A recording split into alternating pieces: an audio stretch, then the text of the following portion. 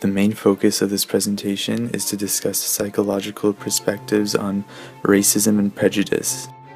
Based on a true story, a man named Chris Gardner invested heavily in a medical device known as a bone scanner.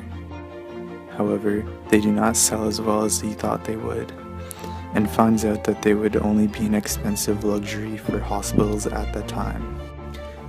As Gardner tries to figure out how to sell them, he loses his wife, his home, his bank account, and his credit cards.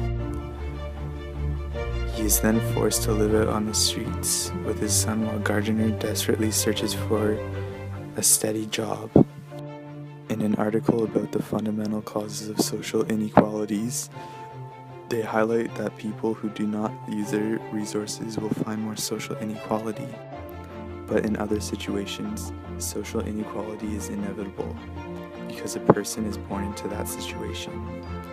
This relates to the main character, Chris, as he did not have a father growing up, so Chris may have been born on a path to poverty.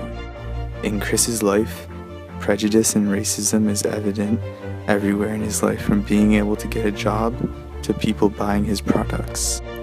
In one article by Martha Agustinos, discusses how prejudice is a main contributing factor to racism in smaller intergroups, such as Chris, who is a black homeless man.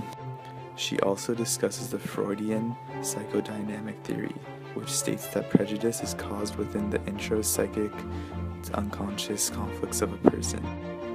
There are many types of personalities that can be formed within these conflicts, but the most influential one is the authoritarian personality.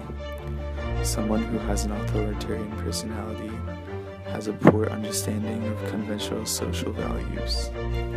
Adorno argued that parents who gave harsher discipline to their children caused them to have an authoritarian personality in the future.